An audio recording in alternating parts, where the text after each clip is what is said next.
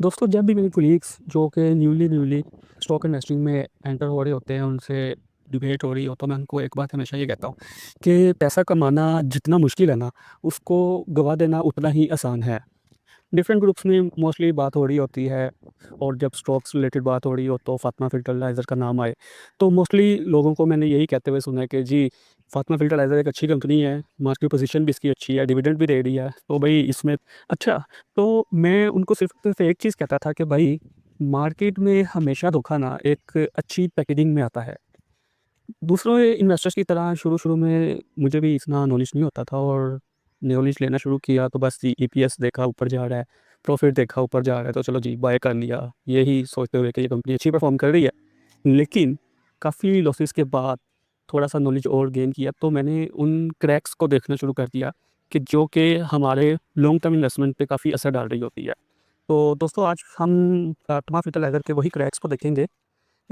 इस वीडियो का मकसद ये नहीं है कि मैं कोई एक एम्बिगुइटी क्रिएट करूँ, बस ये है कि एक अच्छा इन्वेस्टर होने के तौर पे हमें ये चीज़ों का पता होना चाहिए, ताकि हम टाइमली इस पे एक्शन ले सकें और अपनी इन्वेस्टमेंट को सेव कर सकें। अच्छा दोस्तों, मुझे याद है बहुत अच्छे से कि अपने शुरुआती टाइम में मैंने एक टेक्सटाइल कंपनी में इन्वेस्ट की थी।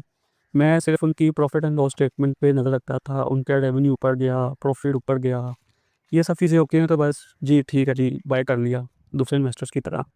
लेकिन कुछ टाइम बाद वो स्टॉक 14% तक क्रैश कर गया, और मुझे काफ़ी अच्छा खासा लॉस हुआ। वो कहते हैं ना कि पहले तो सब चीज़ें ठीक थी, मैंने इतना नज़र नहीं रखा दूसरी चीज़ों में, जी बस सब ठीक है। लेकिन जब मुझे 14% का क्रैश आया, जब लॉस हुआ, तब डेफ़िनेटली मैंने सोचा कि पता किया जाए कि क्या वजह थी कि जिसकी वजह से इतना मुझे लॉस आया। तो वो लॉस की वजह ये थी कि मैं सिर्फ़ और सिर्फ़ प्रॉफ़िट एंड लॉस को देख रहा था, रेवेन्यू को देख रहा था, ईपीएस को देख रहा था। फिर नोट्स ऑफ अकाउंट्स को नहीं देखा। अच्छा, जब मैंने नोट्स ऑफ अकाउंट्स देखे तो मुझे पता चला जी, उनकी जो सिस्टम कंसर्न कंपनी है, तो उन्हीं को ही लोन देती जा रही है, और वो कंपनी ऑलरेडी लॉसेस में है। तो ऐसे अपनी सिस्टर कंसर्न कंपनी को लोन देना गलत है, जो ऑलरेडी नुकसान फेसेस कर रही हो। अच्छा दोस्तों, फातिमा फर्टिलाइज़र में जो चीज़ मुझे परेशान कर रही है वो ये है कि कंपनी पे 29 अरब का टैक्स डिमांड है, जो कि इनके पूरे साल के प्रॉफ़िट के बराबर है। अगर फ़र्ज़ करें कि अगर ये टैक्स अच्छा, जब डिमांड मान मैंने लिया नोट्स जाता है, ऑफ तो इनका अकाउंट्स तो प्रॉफ़िट देखे ज़ीरो हो तो जाएगा। मुझे पता चला जी, हाँ, साथ उनकी इन्होंने जो ये भी लिखा हुआ है कि सिस्टम मैनेजमेंट ने अपील कंसर्न की हुई कंपनी है, है, और इनको उम्मीद है तो कि ये केस उन्हीं ख़त्म को हो ही जाएगा। लोन लेकिन भाई, देती जा हमने रही है, अपने पैसे और वो इन्वेस्ट करने हैं, कंपनी हम सिर्फ़ ऑलरेडी उम्मीद पे थोड़ी कर लॉसेस में सकते। है। तो ऐसे अपनी सिस्टर कंसर्न कंपनी को लोन देना गलत है, जो ऑलरेडी नुकसान फेसेस कर रही हो। देखिए दोस्तों, अगर तो इस टैक्स का 20% भी क्रिस्टलाइज़ हो जाता है, तो फातिमा फर्टिलाइज़र की जो बैलेंस शीट है वो डिस्टर्ब हो जाएगी, जिससे हमारे डिविडेंड्स कट होना शुरू हो जाएँगे।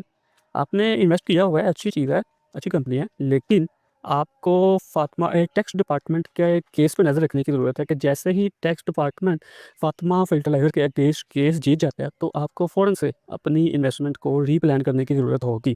अगर आप रिलेटेड पार्टी ट्रांज़ैक्शन सेक्शन को देखें, तो आपको पता चलेगा कि इधर थोड़ी-सी पिक्चर चेंज है। मोस्टली जो कॉर्पोरेट कंपनीज़ होती हैं ना, वो 90% फ्रॉड इधर ही कर रही होती हैं। इधर देखें तो इन्होंने अपनी सब्सिडाइज़ कंपनी को 29 अरब रुपए दिए हैं, जबकि एक लीड कंपनी को 4 अरब रुपए एडवांस दिए हुए हैं, और एक बैंक में 52 करोड़ रुपीज़ दिए गए हैं। देखो भाई, अपने पैसों को री-इन्वेस्ट करना अच्छी चीज़ है, लेकिन इधर कुछ समझ नहीं आ रहा। ऐसा लग रहा है कि जैसे कोई ना ये एक फाइनेंशियल इकोसिस्टम बना रही हो। पहले पैसे अपनी फातिमा फर्टिलाइज़र की जो पेरेंट कंपनी है उनको दिया जा रहा है, फिर अपनी सिस्टर कंसर्न कंपनी को, फिर एक बैंक में, फिर एक प्रॉपर्टी में घूम रहा है। कुछ समझ नहीं आ रही दोस्तों। देखिए दोस्तों, फातिमा फर्टिलाइज़र एक खाद बनाने वाली कंपनी है, लेकिन ये खाद बनाने की बजाय अब बैंक बनाने में लगे हुए हैं, एक कैपिटल फंड सा बनता जा रहा है। इनका मेन फ़ोकस जो है वो डिस्टर्ब होता नज़र आ रहा है। चलो, एक टाइम के लिए मान लेते हैं कि भले इनके पास एक्सेसिव कैश है और री-इन्वेस्ट करना अच्छा है, लेकिन इनको अपनी कंपनी में री-इन्वेस्ट करना चाहिए, जो अपने शेयर होल्डर्स हैं उनको डिविडेंड देना चाहिए।